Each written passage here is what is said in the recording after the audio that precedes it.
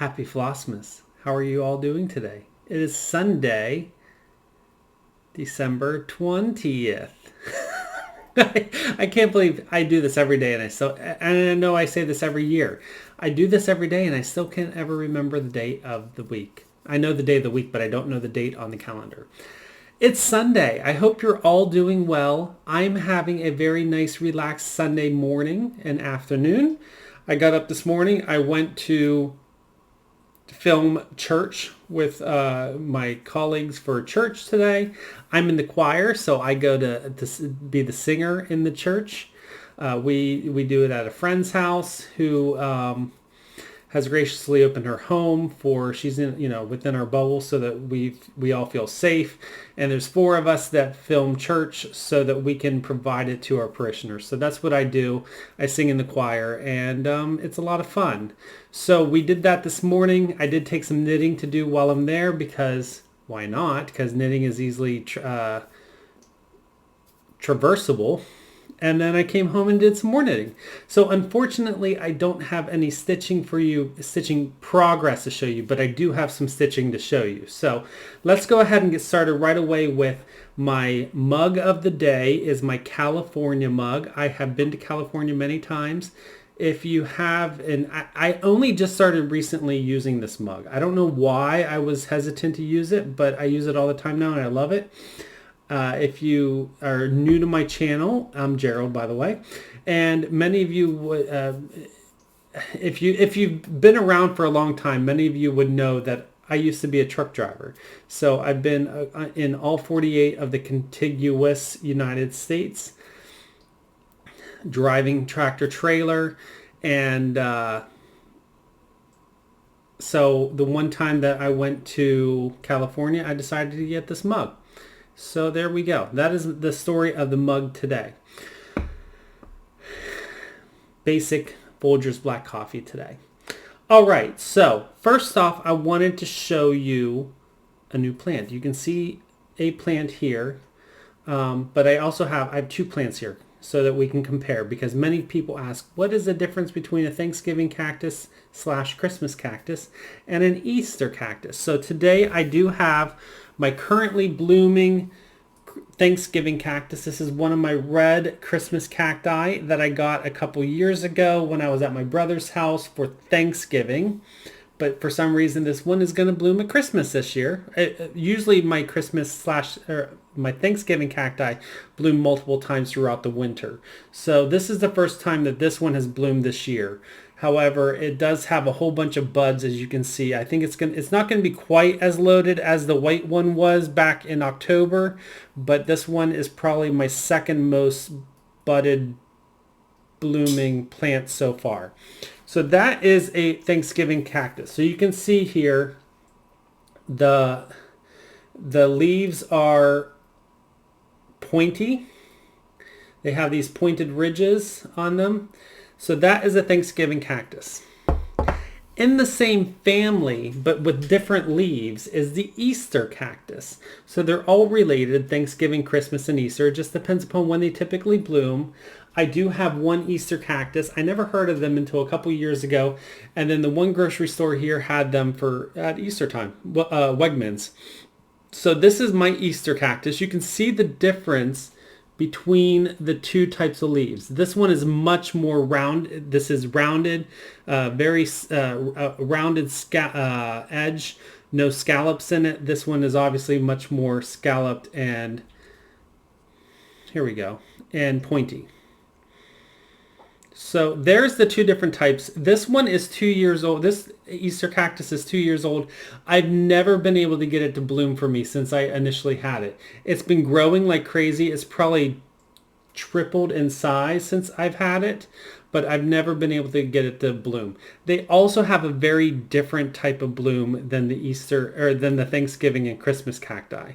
The Thanksgiving Christmas cacti look more like a fish, whereas these are more like a daisy or something with like those individual flower petals.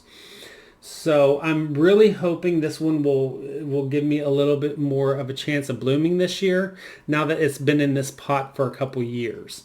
So After that, I'm probably going to I'm going to wait until after Easter, and then I'm going to repot it, so because it's starting to get a little bit large, and I think it could use. I haven't had it out of this pot since I repotted it, and it's good to change out the soil every couple years. So there is my Easter cactus, but you can still see I'm still getting a lot of new.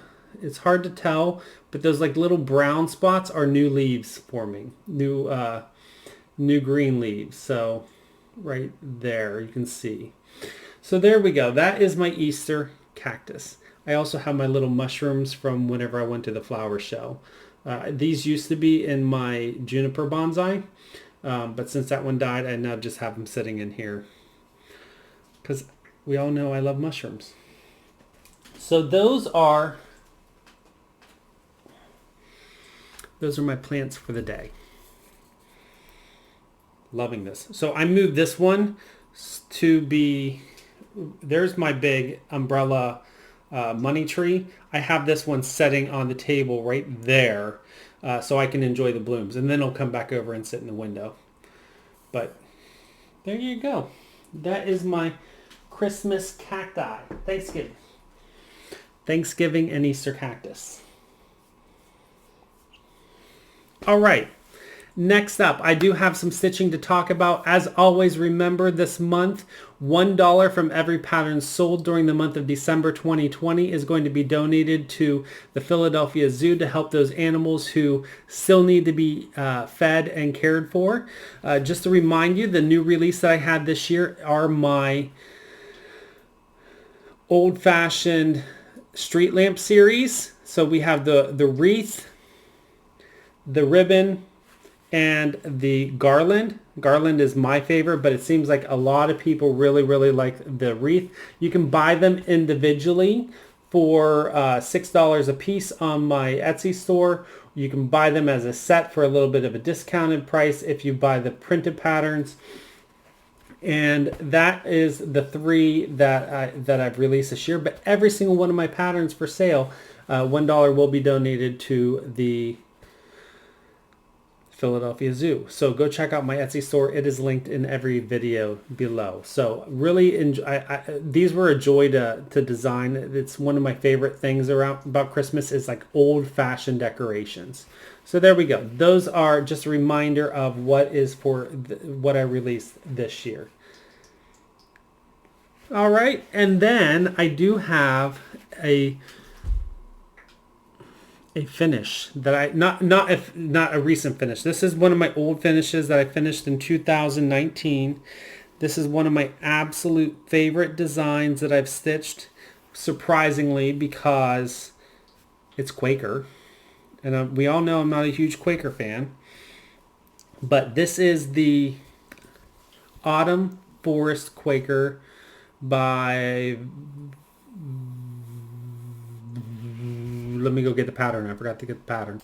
I had it kind of right, but of course I would have butchered it. So again, this is the Autumn Forest Quaker by Stickedian von der Weenberg. And I'm probably still butchering it, but there you go.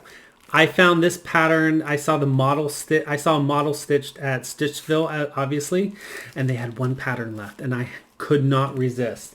So I absolutely love the detail in the motifs, like this tree and this tree and some of these animals. So, and we all know I love animals.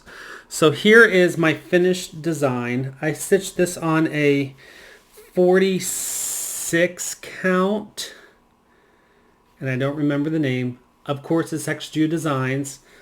And there it is. I love this piece. I can't wait. I need to get this framed.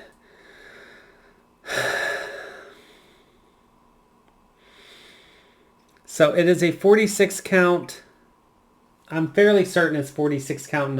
It might be a 40 count. It's either a 40 or a 46 count. I'm sorry.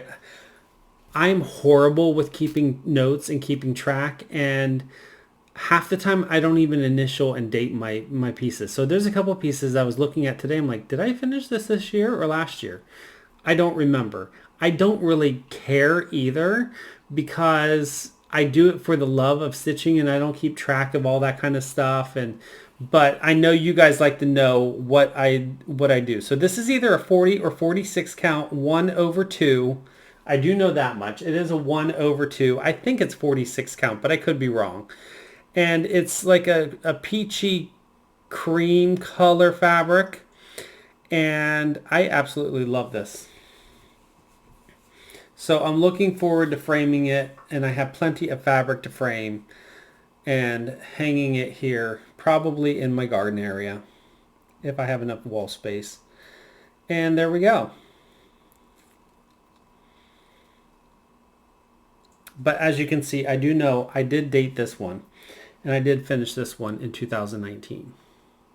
So that is the way I sign my pieces, H3P, because I'm HP3. So I just architecturally I put it kind of in the middle. So there we go. That is Stickadien von der Wienberg Autumn Forest Quaker.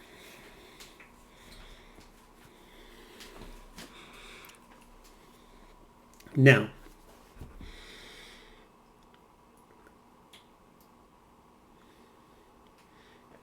while I don't have stitching progress to show you today, I haven't really had much time to stitch. And as I've been saying the last couple days, I've dived deep into knitting. So some progress that I have on knitting. First off, I worked on my Simple Summer Socks by Liz Pankratz. It's a free design on Ravelry. And I'm doing this in the random leftover yarns that I have. And all I did was put another 4 rows of pattern in. So this is one I like working on it, but it's also, whenever I have to do this this texture part on top, it does take a little bit of time and focus so that I'm not dropping stitches or separating the yarn or anything like that. So it does take a little bit of time. So but I'm enjoying it. So I got to figure out the measurements that I need for the foot, and then I'll be able to know how much more to put in. Obviously I have more to go, and this is the yarn that I'm using for the foot, and here's the toe and the heel. Again, this is a Knit Picks Hawthorne, no longer produced, and this is an amber hand-dyed yarn. It's called Amber. I know the colorway is Amber, but I don't remember who dyed it. It was a gift to me, and I don't have the tag anymore. So, but this is just enough that supposedly it's just enough for me to make a pair of socks. So that is the one project that I have progress on.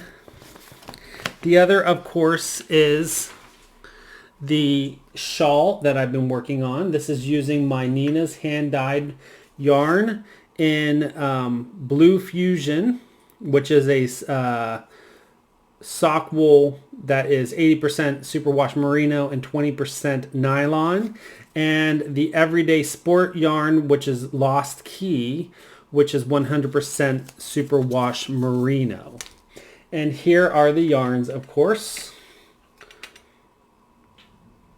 Blue Fusion and Lost Key. And, oh, I forgot to tell you what I'm doing.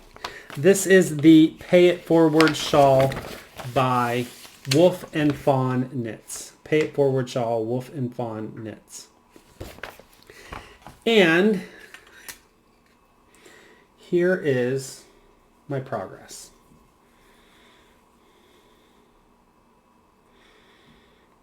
And I'm loving it. So basically what I did was I did the next section on the pattern, and it calls for rows. So basically I just knit garter rows. But that is what I worked on. So I did these rows right here from the garter eyelet up to garter to the top. So there is what I'm working on. I'm loving working on this. This is super simple and easy to work on.